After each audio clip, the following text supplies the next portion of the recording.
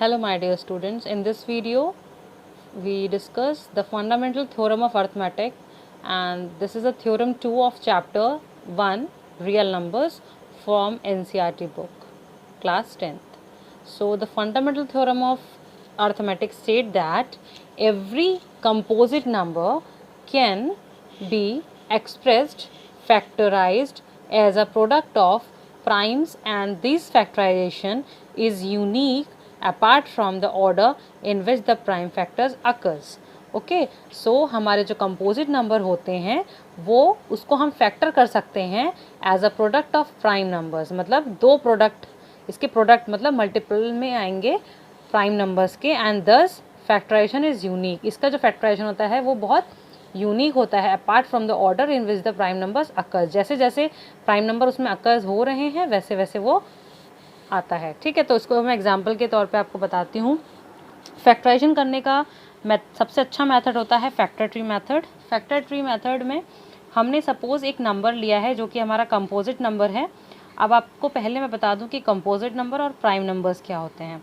So prime numbers वो numbers होते हैं जिनके दो फैक्टर्स होते हैं, एक होता है 1 और एक होता है वो टेबल का नंबर खुद। जैसे कि अगर हम लें 2, तो 2 जो है अपनी टेबल में आता है और सिर्फ 1 की टेबल में आता है। तो ये दो फैक्टर्स ही प्राइम नंबर्स में होते हैं।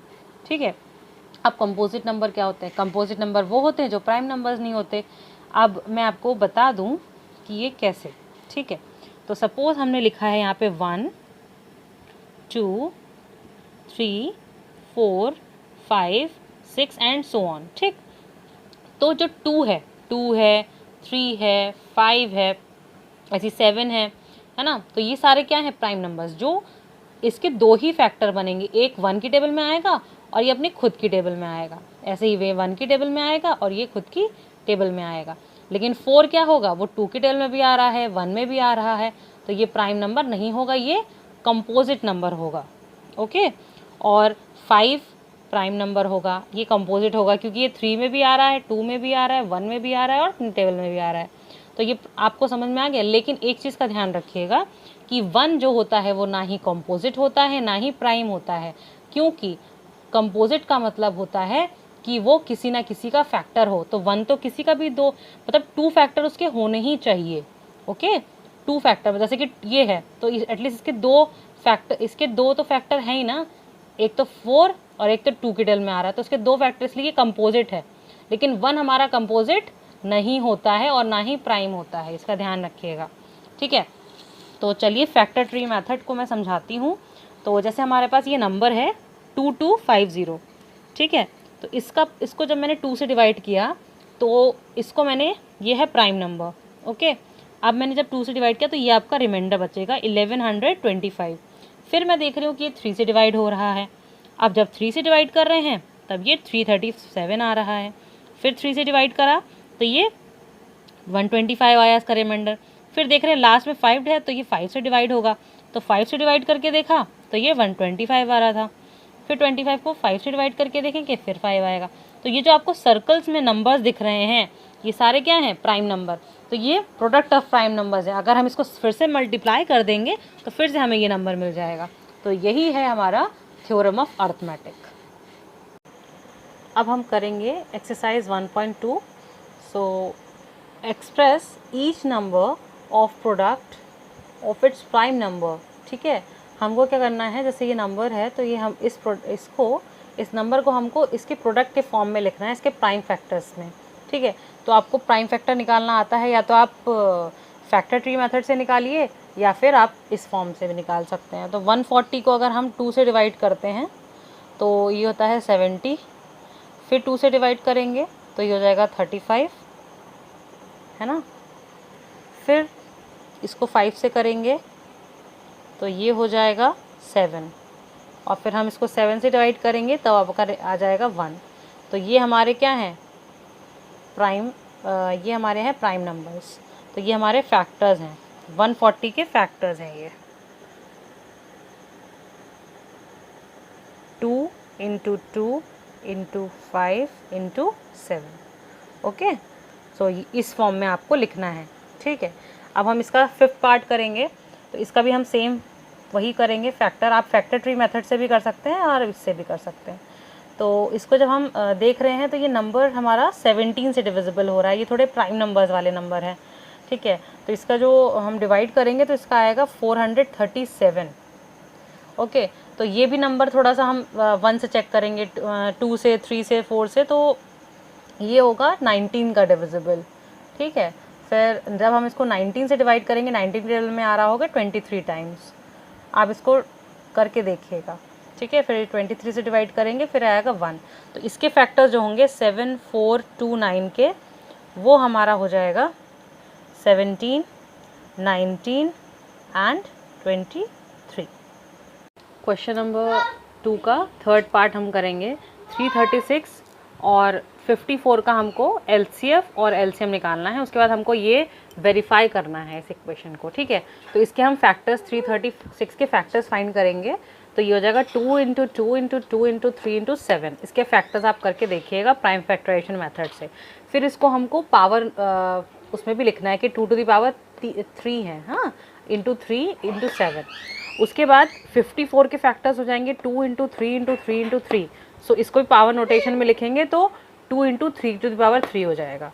अब HCF क्या होता है? HCF होता है हाईएस्ट कॉमन फैक्टर, मीन्स दोनों ही नंबर में जो फैक्टर कॉमन हो उसको कहते हैं। तो इसमें 2 सबसे मिनिमम है, तो 2 हमारा HCF हो जाएगा और इसमें से 3 हमारा कॉमन हो जाएगा, तो इसको हो जाएगा 6, ठीक है। एलसीएम फाइंड करना है तो हाईएस्ट लेते हैं। जैसे इसके पास 2 है, उसके पास 2 के पावर 3 है, तो ये वाला हम लेंगे, और इसमें 3 में ये वाला हाईएस्ट है तो हम ये लेंगे, और 7 लेंगे, ठीक है। तो ये हम उसको मल्टीप्लाई करेंगे तो हमारे पास 3034 हमारा एलसीएम निकलेगा। अब हमें वेरीफाई करना है इस इक्वेशन को, तो ये हो जाएगा एलसीएम इंटू एचसीएफ करेंगे तो ये हमारा एचसीएफ है हमारा 6 और एलसीएम हमारा 3034। इसको मल्टीप्लाई करा तो हमारा ये आएगा 18,144। अब जब हमारा प्रोडक्ट ऑफ 2 नंबर्स निकालेंगे तो हमें जो 2 नंबर दिए हुए हैं वो है हमारा 336 और 54 को मल्टीप्लाई करने के पास ये भी आंसर से हमारा, इट मीन्स वेरीफाइड हम लिख देंगे, यहाँ पे आप वेरीफाइड लिख देंगे। अब हम करने वाले हैं क्वेश्चन नंबर 3। आपको एलसीएम और एचसीएफ निकालना है by applying the prime factorization method. तो प्राइम फैक्टराइजेशन मेथड आपको ये जो है ये आप दिखा भी सकते हैं और रफ में भी साइड में सॉल्व करके सिर्फ ये फैक्टर्स दिखा सकते हैं, ओके। तो इसका अगर हम 12 का फैक्टर करते हैं तो 2 से डिवाइड करेंगे 6, 2 से फिर डिवाइड करेंगे 3, 3 से फिर डिवाइड करेंगे तो 1, तो ये इसके फैक्टर्स हो गए।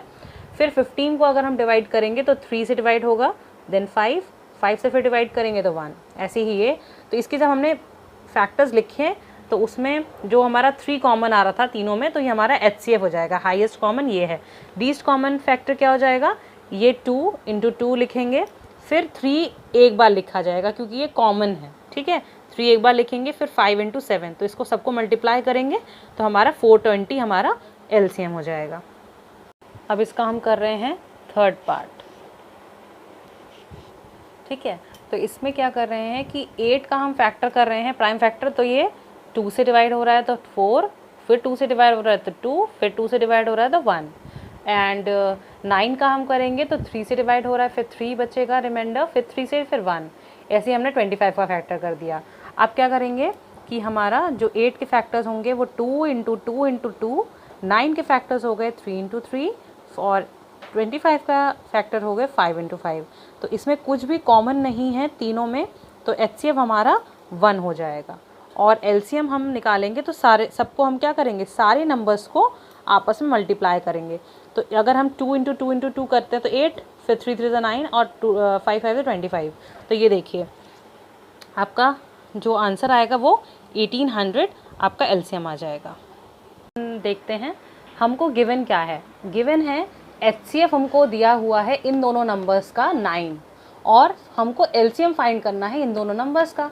सो हमें एक फॉर्मूला पता है जो हमने क्वेश्चन नंबर 2 में प्रूव भी किया है कि LCM इंटू HCF होता है प्रोडक्ट ऑफ 2 नंबर्स, ठीक है। इस फॉर्मूले में हम रखेंगे और LCM निकाल लेंगे। तो देखिए हमको प्रोडक्ट ऑफ 2 नंबर्स निकालने हैं, बट अभी आप मल्टीप्लाइज को नहीं करिएगा क्योंकि इसमें कैलकुलेशन आप इसमें टाइम लगेगा, आप इसको डिवाइड करेंगे तब। देखिए LCM इंटू HCF की जगह हम 9 रख देते हैं और इन दोनों नंबर्स को हम 9 से डिवाइड कर देते हैं। तो 9 से डिवाइड करने पे हम क्या करेंगे कि ये देखेंगे कि ये 3 से डिविजिबल हो रहा है, तो ये 34 इसका आएगा आंसर इंटू 657। तो इन दोनों को जब मल्टीप्लाई करेंगे तो हमारा हो जाएगा 34 इंटू 657, तो आंसर आएगा हमारा 22338।